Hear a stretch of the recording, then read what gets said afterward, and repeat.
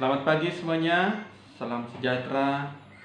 Kembali kita bertemu dalam pelajaran kita pagi hari ini. Kita lanjutkan pelajaran kita, rumah tempat bersemayamnya iman. Rumah tempat bersemayamnya iman.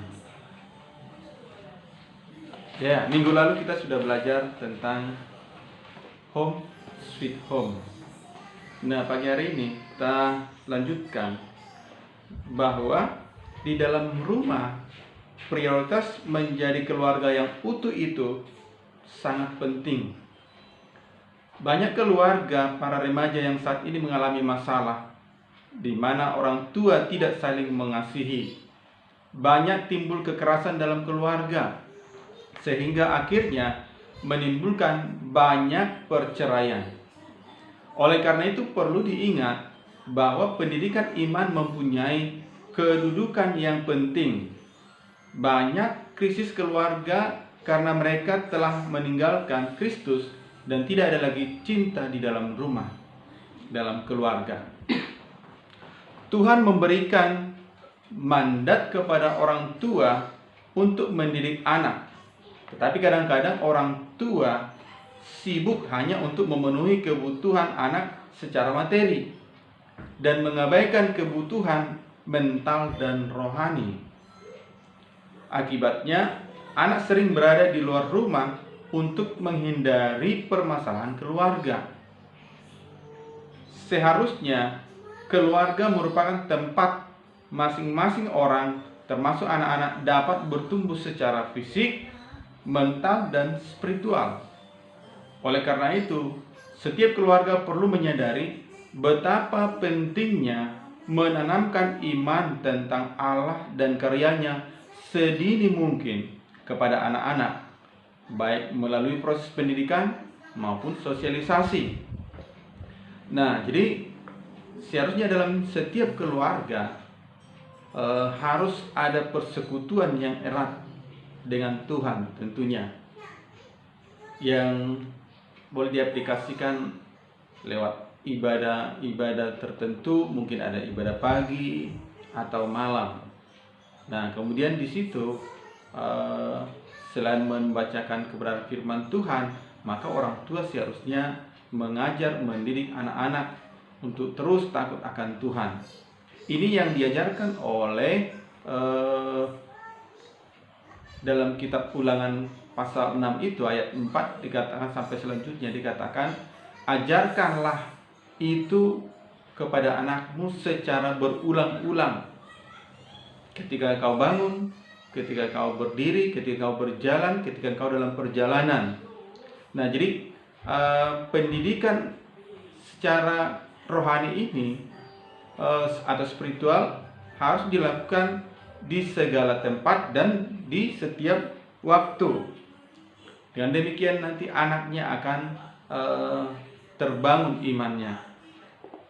Anak-anak dapat bertumbuh imannya berkat pengaruh suasana Kristiani yang dialami dan meresapi kehidupan keluarga. Ada doa dan kebaktian harian bersama setiap hari, atau bisa mencari waktu khusus ya, kapan yang bisa, baik malam hari atau pagi hari ya, kurang lebih 10 menit. Kemudian bisa merayakan secara sederhana keadaan tertentu. Misalnya ada yang ulang tahun, lulus ujian, naik kelas, dan saling berbagi suka maupun duka. Anak-anak juga akan bertumbuh kehidupan rohaninya bila orang tua dan masing-masing orang dalam kehidupan sehari-hari memberi tekanan kepada penghayatan iman. Kita semuanya sebagai anggota keluarga, baik ibu maupun bapak, anak-anak, nenek atau kakek, dan semua yang tinggal di rumah mempunyai tanggung jawab bersama membuat rumah home sweet home atau rumah yang indah. Nah, ada 2 contoh di sini dalam Alkitab ya. keluarga, ya, dua contoh keluarga yang akan kita pelajari. Yang pertama dalam Kejadian pasal 30 ayat 1 sampai 24. Kejadian 30 ayat 1 sampai 24. Yang kedua, keluarga kedua dalam 2 Timotius 1 ayat yang kelima. Nah, dalam Kejadian 30 ayat 1 sampai 24 itu, ini adalah kisah tentang kehidupan keluarga Yakub yang mengalami banyak sekali ketidakwajaran. Yang diawali ketika Yakub itu menyukai Rahel dan ingin menikahinya. Nah, setelah ada perjanjian bahwa Yakub mau bekerja selama 7 tahun untuk mendapatkan Rahel. Akan tetapi pada waktu pernikahan itu Yakub ditipu oleh mertuanya Laban. Ternyata yang diberikan bukan Rahel tapi kakaknya Lea. Akhirnya Yakub marah dan secara singkat cerita, Laban atau mertua daripada Yakub bersedia memberikan Rahel kepadanya asalkan Yakub mau bekerja selama 7 tahun lagi.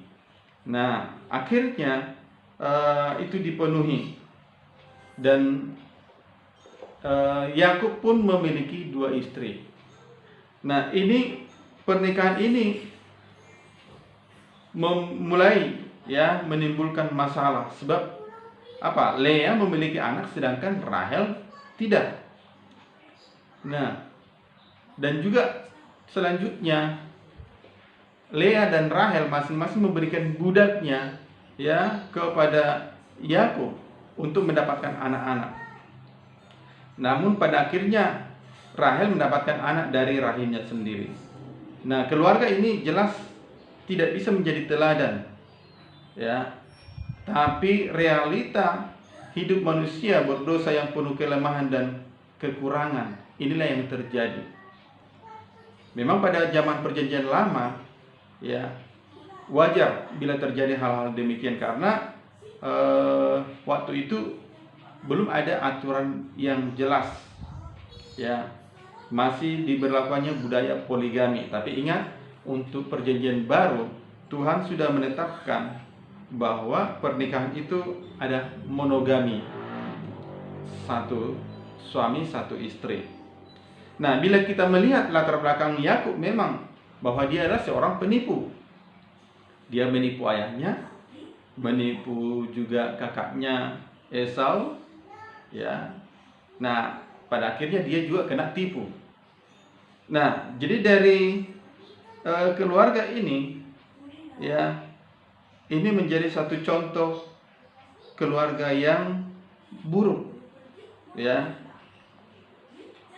suasana yang buruk dalam keluarga, dan ini akan mempengaruhi relasi-relasi yang dibangun dengan orang lain. Akibat suasana keluarga ini, menjadi keluarga yang tidak menyenangkan atau tidak indah. Nah, yang kedua tadi, keluarga kedua adalah dalam 2 Timotius 1 ayat yang kelima, ini tentang Timotius. Nah, Timotius adalah seorang yang muda tapi sudah dididik sejak kecil. Dalam 2 Timotius pasal 3 ayat 5 dikatakan, ingatlah bahwa kau sudah mengenal kitab suci dari sejak kecil. Artinya sejak masa kecilnya Timotius ini sudah dididik tentang firman Tuhan atau tentang iman, baik itu oleh ibunya sendiri, juga ditambah lagi oleh pendidikan dari neneknya secara Kristiani juga, Lois, neneknya Lois. Nah, akhirnya sampai masa mudanya, Timotius itu terbentuk menjadi pribadi yang kuat di dalam keimanan.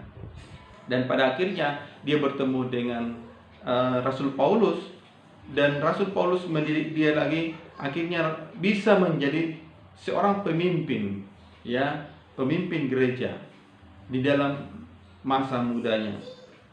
Nah, dan melalui pelayanan ini Timotius bertumbuh menjadi murid dan anak rohani Paulus, dan akhirnya menjadi pemimpin muda yang memiliki kualitas Kristiani yang bagus. Kehidupan keluarga Timotius menjadi satu contoh yang patut diteladani oleh setiap keluarga Kristen.